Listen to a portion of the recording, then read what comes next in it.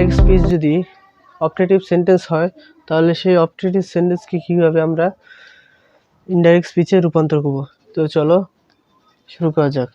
তো প্রথমে আমরা দেখব যে রিপোর্টিং ভার্বের পরিবর্তে যদি উইশ বা প্রে বসে, প্লাস ইনভার্টেড কমা উঠে গিয়ে যদি দ্যাট বসে, প্লাস রিপোর্টেড স্পিচের সাবজেক্ট বসে, প্লাস মে বা মাইট বসে, অর্থাৎ এটা হলো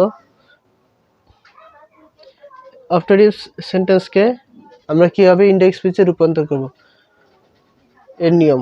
তো প্রথমে আমাদের রিপোর্টিং ভার্বের পরিবর্তে উইশ বা প্রে বসাতে হবে, এরপর ইনভার্টেড কমাকে উঠাতে হবে, উঠিয়ে আমরা সেখানে দ্যাট বসাবো। দ্যাট বসানোর পরে আমরা রিপোর্টেড স্পিচ, এই রিপোর্টেড স্পিচটার সাবজেক্ট হলো ইউ, এই সাবজেক্টটা বসাবো। এখানে বসাইলাম সাবজেক্ট, ইউ এর পরিবর্তে আই বসালাম, এরপর মে বা মাইট বসাতে হবে। তাহলে এখানে আমরা মে বা মাইট বসালাম, এরপর রিপোর্টেড স্পিচের শেষ পর্যন্ত। তাহলে এটা হলো রিপোর্টেড স্পিচের মূল ভার্বের শেষ পর্যন্ত। তাহলে পাস হলো এই মূল ভার্বের শেষ পর্যন্ত আমরা বসাবো, তো পাস দ্য এক্সাম। তো এইভাবে আমরা এই স্ট্রাকচারটি ব্যবহার করব। প্রথমে আমাদের উইশ বা প্রে বসাতে হবে, অপটেটিভ সেন্টেন্সে প্রথমে আমাদের উইশ বা প্রে বসাতে হবে, এরপর একটি দ্যাট বসিয়ে আমরা সেই রিপোর্টেড স্পিচের সাবজেক্টকে বসাবো, এরপর মে বা মাইট বসিয়ে যে রিপোর্টেড স্পিচ রয়েছে তার পরবর্তী শেষ পর্যন্ত অংশটি বসাবো, অর্থাৎ রিপোর্টিং স্পিচের মূল ভার্বের শেষ পর্যন্ত আমরা বসাবো। তো এরপর আমরা দেখব যে ডাইরেক্ট স্পিচ যদি অপটেটিভ সেন্টেন্স হয় তাহলে ডাইরেক্ট স্পিচ যদি এক্সক্লেমেটরি সেন্টেন্স হয় তাহলে তাকে আমরা কিভাবে ইনডাইরেক্ট স্পিচে রূপান্তর করব। এক্ষেত্রে প্রথমে আমাদের ডাইরেক্ট স্পিচ দ্বারা যদি আনন্দ বোঝায়, অর্থাৎ যে ডাইরেক্ট স্পিচটা থাকবে সেই ডাইরেক্ট স্পিচ দ্বারা যদি আনন্দ বোঝায় তাহলে রিপোর্টিং ভার্ব পরিবর্তিত হয়ে এক্সক্লেম বা এক্সক্লেমড উইথ বসতে হবে। অর্থাৎ রিপোর্টিং ভার্বকে আমরা পরিবর্তন করে কি বসাবো, এখানে সেইড আছে, সেইডের পরিবর্তে এক্সক্লেমড উইথ সরো বসালাম, যেহেতু এখানে দুঃখসূচক আছে, দুঃখ বোঝালে এক্সক্লেম উইথ সরো বা গ্রিফ বসাবো। অর্থাৎ এখানে যেহেতু দুঃখ সূচক আছে, সেন্টেন্সটা যারা যেহেতু বুঝিয়েছে এখানে দুঃখ বোঝানো হয়েছে, সেক্ষেত্রে আমরা এখানে এক্সক্লেমড বা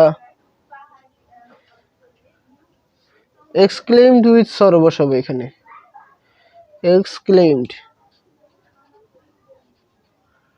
exclaimed with sorrow that he was undone, অর্থাৎ the man said alas I am undone, হায় আমি তো শেষ। লোকটি বলল যে হায় আমি শেষ। তাহলে এখানে কি হবে, the man exclaimed with sorrow that, অর্থাৎ লোকটি দুঃখের সাথে বলল যে সে শেষ। এরপর রিপোর্টেড স্পিচ যদি হাউ বা ওয়াট দ্বারা শুরু হয় তাহলে সেন্টেন্সের শুরুতে কিন্তু অতিশয্য বোঝালে, রিপোর্টেড স্পিচ হাউ বা ওয়াট দ্বারা শুরু হলে এবং সেন্টেন্সের শুরুতে তা অতিশয্য বুঝালে আমরা ইনডাইরেক্ট ন্যারেশন করার সময় উক্ত হাউ বা ওয়াটের পরিবর্তে আমরা মাচ বা গ্রেট ব্যবহার করতে হবে আমাদের। অর্থাৎ এখানে যদি একটা উদাহরণ দিই, যেখানে বলা হচ্ছে Sylvia said what a fine bird it is, অর্থাৎ সিলভিয়া বলল যে কত সুন্দর পাখিটা, এই পাখিটা কত সুন্দর, সিলভিয়া বলল এই পাখিটা কত সুন্দর।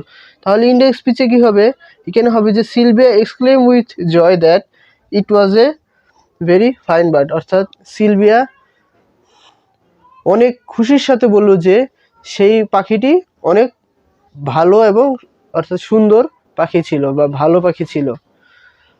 তো এই দ্বারা আমাদের যে সেন্টেন্স বেসড ন্যারেশন বা স্পিচ, যেটাই বলি ন্যারেশনও বলা যায় স্পিচও বলা যায়, তো সেন্টেন্স বেসড ন্যারেশনে এটা শেষ পর্ব। এর পরবর্তীতে আমি যে প্যাসেজ বেসড ন্যারেশনগুলো আছে তা নিয়ে আলোচনা করব। তোমাদের সবাইকে ধন্যবাদ শেষ পর্যন্ত থাকার জন্য। আল্লাহ হাফেজ।